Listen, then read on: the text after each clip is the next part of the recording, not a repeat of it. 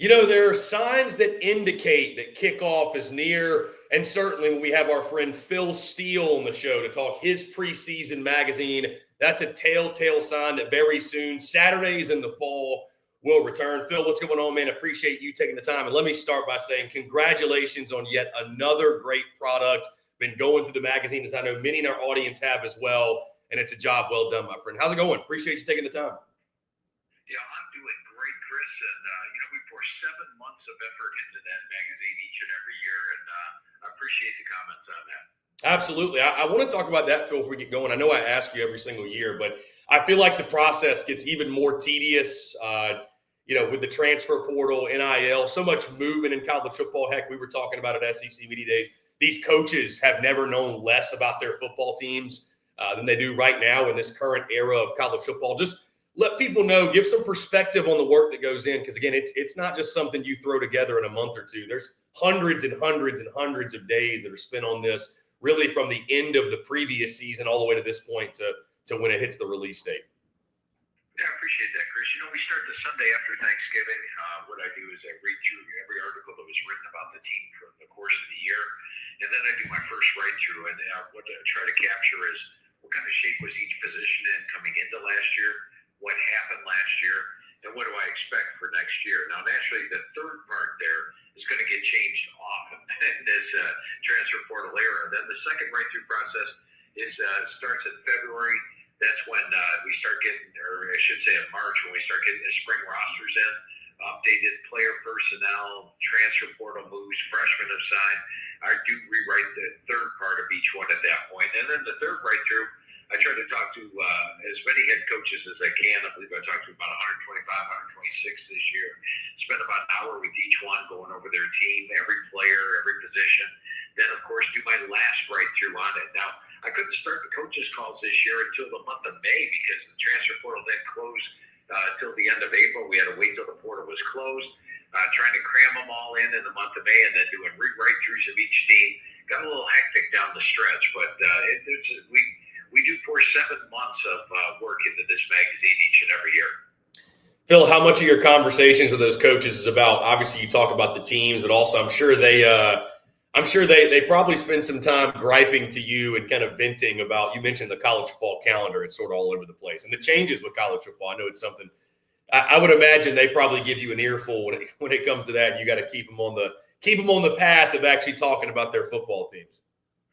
Well, we're in the same boat. We give each other an earful. I usually start off with the coaches. They're like, "Hey, how you doing, Phil?" I'm like, "How about better now the transfer portal's closed?" And then they say the same thing. And let's hope we go to one window. I think if we go to one window, the coaches are happy, and I damn well know Phil Steele's going to be happy because I'll have a lot more time to talk to the coaches in the upcoming year. The thing that really struck me this year, Chris, was how many players signed in the winter portal and then left after the doggone spring portal. And so you're just making changes and moving players around. And, there's no continuity. I remember talking to Coach Beck at Coastal Carolina, and I go, "Coach, well, last year you had 68 new players, but at least now we're in year 3, right? So everything's a lot better." It's like, "Phil, this year we got 69 new players." So, yeah, it's really chaotic. Phil, let's talk some football, and I want to start with this storyline because, of course, you've got your forecast of the season, and, of course, I want to dive into those and just thoughts on every team. But I think the big storyline, Phil, and I'm curious to get your thoughts, the amount of new signal callers taking over for contenders, right? I mean, you look just down the list, even your top 4, I should say, in the SEC that you got in your forecast, Georgia, Texas, Bama, Oklahoma, will all be breaking in new QB1s. You got some big returners and guys like Garrett Nussmeier at LSU, DJ Lagway at Florida, Lenora Sellers at South Carolina, but Ole Miss breaking in a new quarterback, Tennessee as well, just Auburn down the list. Thoughts on the new quarterbacks in the SEC and what that could lead to as far as maybe a chaos standpoint?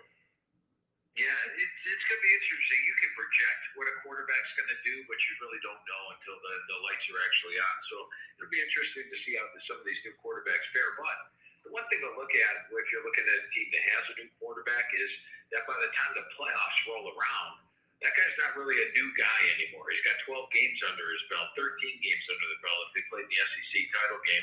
So now they're a veteran quarterback at that point, and that should help them in the playoffs. So if the surrounding talent is solid, then look out. And let me bring one guy up in particular.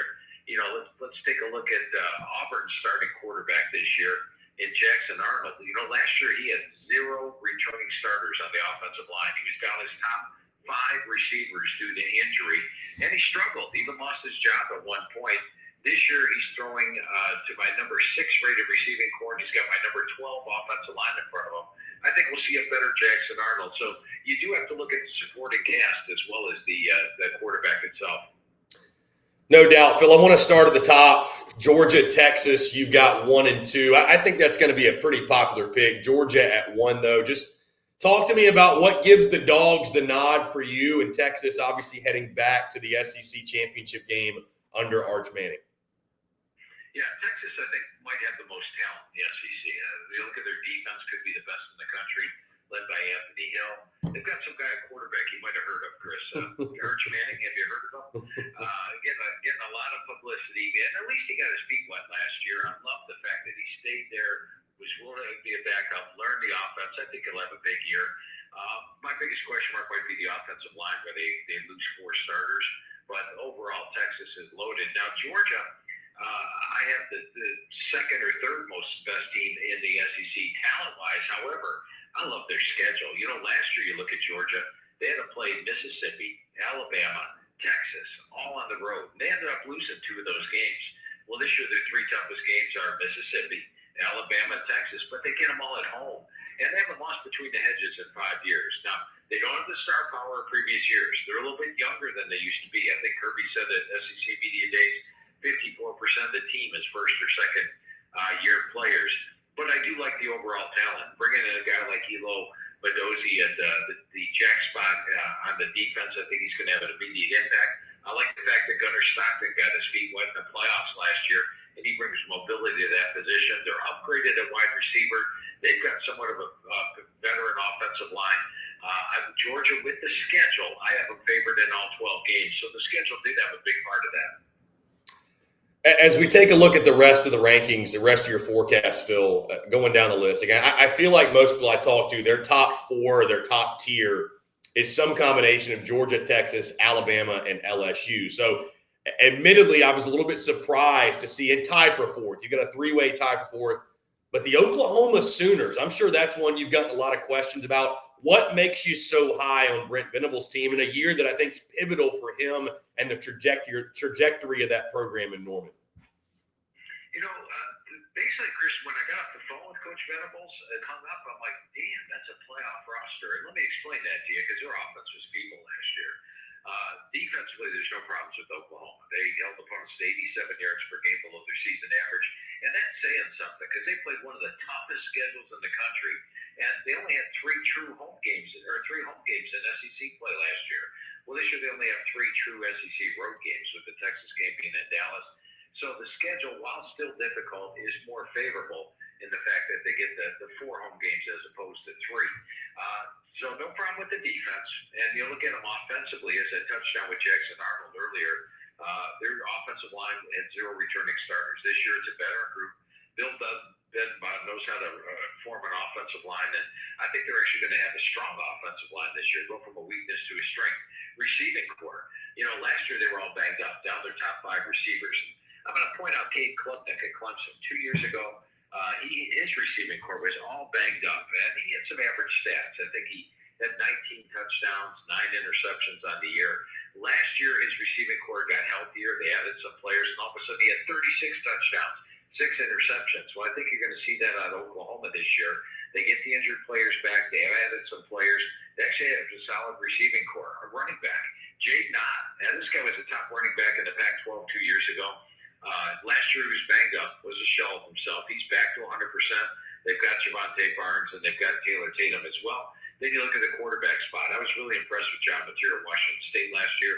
He can hurt you with his legs or his arm. And he's familiar with the offense. They're bringing Washington State's offense coordinator, Ben Arbuckle. He's got a much better supporting cast than Jackson Arnold had last year. I think they're going to be potent on offense. Then you look at the schedule. As mentioned, they've got 4 home games this year. The road games are not easy. They play South Carolina, Tennessee, Alabama, but they get Michigan at home, and I think you're going to see Oklahoma be a possible playoff contender. I'm my number 1 surprise team this year. I'm jumping around, Phil, but I want to go back up one spot because at number 3, you've got the Alabama Crimson Tide. It's a team that I'm really high on, Phil, admittedly. Just talk about, again, this is a big year for Kalen DeBoer. I think it's college football playoff or bust there in Tuscaloosa. What do you like about the Crimson Tide? Obviously got them just finishing just outside of the SEC title, but I would imagine in this 3 spot, you've got them making the college football playoff.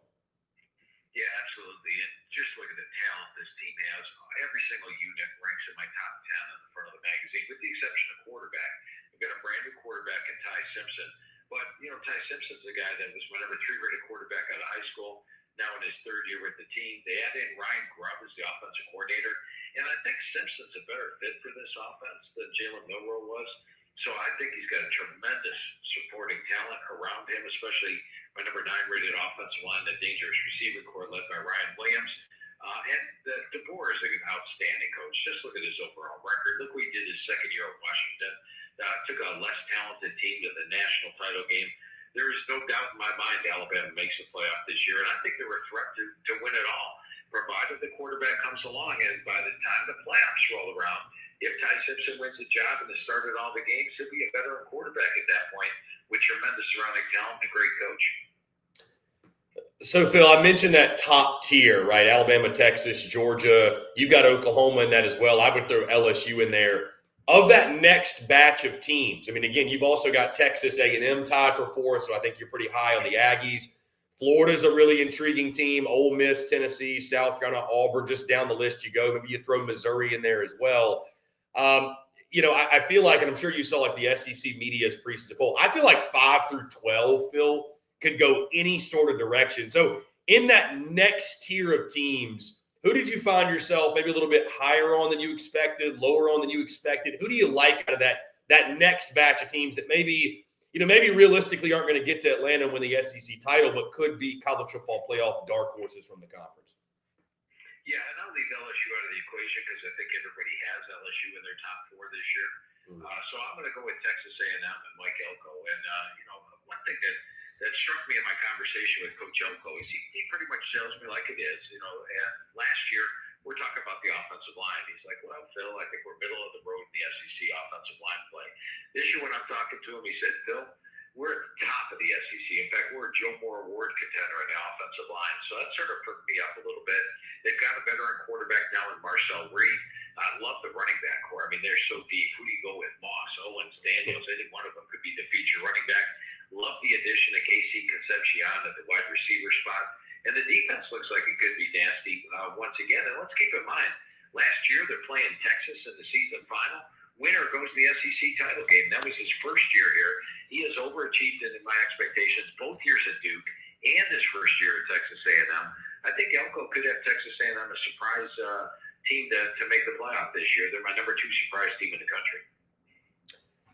Was there anyone, Phil, that when you took going down the list, anyone you were a little bit lower on than you thought you might be? I know like South Carolina at 10 was one that raised some eyebrows. Obviously Auburn at 10, a huge year for Hugh Freeze. That's one. Some people are putting college football playoff dark horse expectations on. Anyone that, again, you were a little bit surprised that you were a little bit lower on them than maybe the national or some of your other peers and colleagues are? Yeah, I'm going to say South Carolina. And you go back to last year, I was actually higher on South Carolina than everybody else last year. Had them on my most approved list, had them rated. I believe they helped me win the magazine contest because I had them 2 to 3 spots above everybody else. And, everybody asks me every year, Chris, who's my favorite team? And I go, I have a favorite team. They go, who is it, Phil? I go, it's a team I rate higher than everybody else. I was wearing Gamecock shirts to work, and, I was a big South Carolina fan last year and loved it. In fact, I thought at the end of the year they should have been in the playoff at 9-3. They were playing the best football. I was a little surprised they dropped the bowl game to Illinois, to be honest with you. But when I looked at South Carolina this year, my troubling spot would be the defensive front seven. I was on the Joe Moore Award call last year, and these guys just talk line of scrimmage, and they do a great job with that. And they brought up how this offensive line struggled. One of the guys piped up and said, well, they played South Carolina last week. You have to discount that. South Carolina blows up everybody's offensive line. And it was a doggone dominant defense last year. Now, they've got Dylan Stewart back, but they lose the bulk of that front seven. That's a concern. I do love Lenore Sellers at the quarterback spot. The schedule is tough, though. I rated the fourth toughest in the country. Look at the road games. At Texas A&M, at Ole Miss, at LSU, and at Missouri. Could be an underdog in all four. Then they host Oklahoma, host Alabama, host Clemson. That is a brutal schedule. I didn't even mention the opener, which is not a slam dunk against Virginia Tech. They're a much improved team this year. The schedule and the defensive front set, not being as dominant as last year, was the reason I picked them lower than everybody else this year, 1 year after picking them higher than everybody else. Phil, a year after no coaches in the SEC were let go, retired, we had no head coaching turnover. I'm sure you're in the same boat in regards to, I think there's going to be some movement. We're not going to go 2 years in a row. You just want to get your thoughts on some of these coaches on the hot seat, and maybe if you've got a number, how many you're expecting to move off of their current head coaches. Because, again, I just don't see any way we go another year with all 16 coaches returning. Yeah, I would say probably 2 or 3, because some teams are going to underperform this year. There are a couple of coaches. I mean, let's face it, Sam Pittman, I think he's doing a great job at Arkansas. He just plays a killer schedule every year. He's on the hot seat. Mark Stoops, Kentucky, on the hot seat. Now, granted, all these guys can come up. Napier last year was basically dead man walking after a little bit of the season. And then they finished off great. One kept his job. He's still there. He is on the hot seat. I think Napier will have a nice winning season, even against a killer schedule once again. And I believe Napier will still be there. I think Pittman has a winning record this year and sticks around. Stoops, it's a little bit questionable, but a lot depends how the season plays out. But I think you hit it right on the head, Chris. 2 or 3 guys will probably be gone next year. Phil, I got to mention that group that you've got tied for 7th in your forecast, because 3 really intriguing teams: Florida, Ole Miss, Tennessee. Obviously, with the Gators, you mentioned Billy Napier, and it really did feel like he was a dead man walking last year. If you'd have told anybody in the preseason they win 8 games and the way they finished, I think everybody would have agreed Billy Napier should get Coach of the Year. Maybe even the Gators should be a talk for the college football playoff. The way they finished with DJ Lagway was incredible. Ole Miss and Austin Simmons is a guy at the quarterback position, Phil, I'm extremely high on. I think he's a star in the making. And with Lane Kiffin, I think with Ole Miss, the irony of them would be after the last dance chatter last year and everybody was high on them, getting to the playoff, they felt like a lock. The irony could be this team may actually be the one that punches that ticket, gets double-digit wins. And then Tennessee is sort of a mystery for me, Phil, because admittedly, I'm not super high on Joey Aguilar, but if there's anybody that can get the most out of the quarterback position, it's Josh Heupel. And then defensively, I think it's going to be the strength of that football team yet again. So I just touch on these 3 teams, 3 really intriguing teams you've got tied for 7th. Yeah, and I do think the most talented of the 3 is Florida. When you look at them, having Lagway back in QB, Jaden Bond running back, veteran offensive line, top-notch defense. They just play a killer schedule, but all 8 units are ranked in my top units, and all of them are in the top 25. Most of them are in the top 20 of the units. So I think talent-wise, it's Florida. They do have to play LSU, Miami of Florida, Texas A&M, Ole Miss, all on the road. Georgia, the neutral site. It's a killer schedule. And they can play Texas at home. But they're going to knock off some of the big boys. And I'll go back to my conversation with Coach Napier last year. I said, Coach, you're playing the toughest schedule in the country. He said, Phil, at the end of the year, it might not appear to be as tough. And that's because he figured they were going to knock off some teams. And all of a sudden they won. And sure enough, the schedule seemed to lighten up a little bit because of some of the wins they had. Now, Ole Miss, I think he did hit it on the head. I mean, the only 2 games that have a true underdog this year are at Georgia, at Oklahoma. All the other games are winnable on the line if Austin Simmons comes to play. They get LSU at home. They get South Carolina at home. They get Florida at home. The other road games in the SEC are Kentucky and Mississippi State. They could very well get to that 10 wins. If they get to 10 wins this year, I think they would get there. Now, a lot's going to depend on Austin Simmons and the transfers as well. I thought last year they had a dominant defensive front 7, much like South Carolina. They lost a lot from their front 7, so that's going to be key there. With Tennessee, Aguilar last year did not have the type of year expected. 2 years ago, he had a 33-10 ratio. Last year, it dropped to 23-14. Not overwhelming. App State wasn't overwhelming last year. He knew App State's offense. He had to learn UCLA's offense. Now he's got to learn Tennessee's offense. So 3 offenses in 1 year he's got to learn. That's tough. But and they do also lose their 1,000-yard rusher. They lose their top 3 receivers from last year. They lose 4 starting offensive linemen. It's going to be tough on offense to get rolling, but Heupel knows what he's doing there. I do like their offensive coordinator, Joey Halsey, as well. And so Tennessee, when you look at their schedule, who do you have a true underdog against? Georgia, at Alabama, at Florida. The other games all fall in the winnable category, including home games, like Oklahoma and Arkansas. So I think all three teams are a little tough to gauge this year. I think the best of the three talent-wise, though, is Florida. Phil, I want to go to the bottom of the league. Let's show some love to a couple of these teams you have listed at the bottom. And I just want to know simply, is there any reason for optimism for a couple of these? I mean, Mississippi State, I think, is in a really tough spot with year 2 of Jeff Lebby. I think winning a conference game would be a great step in the right direction for where they are. Kentucky's interesting because the Mark Stoops era, you kind of wonder after last year, where are we with the Mark Stoops team? And I feel like, Phil, there's really not a program in the SEC, just from my perspective, with less juice and less energy maybe than Kentucky. Vandy's a fun one, obviously, with Diego Pavia and Eli Stowers, but the schedule is much, much more difficult this year with some of those contests going on the road. I think some people are going to be looking for revenge, and you're not going to sneak up on anyone. And then I want to include this one. You've already talked about Arkansas, and I agree with you. Sam Pittman, really, really difficult situation. Taylor Green's a great player, but outside of that, they don't have a lot of help around him, and the schedule's daunting again.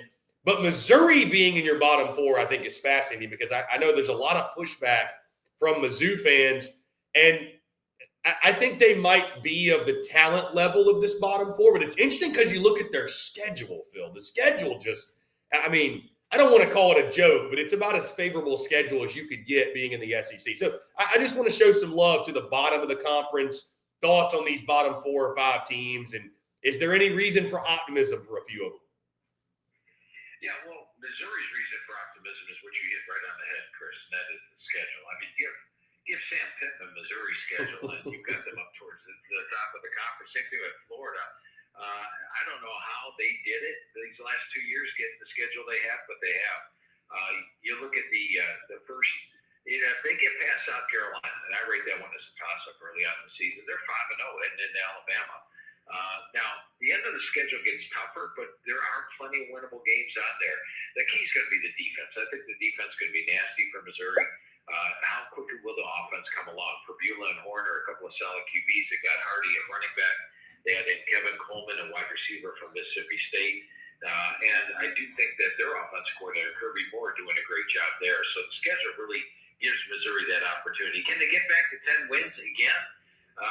I don't think so, but their schedule sets up pretty nice. Now, Vanderbilt, I'm not putting anything past Diego Pavia after what happened last year. And what we saw at the end of the year was he wasn't 100%. He was sort of banged up, limited towards the stretch. They could keep him healthy all year. They proved last year they can upset anybody. I don't think anybody saw that Alabama game coming. And they gave Texas quite a game, too, only losing by 3. So Vandy has reason for optimism. Clark Lee was very confident when I talked to him. Kentucky, I'm with you. I mean, with Mark Stoops, you have to give him the benefit of the doubt.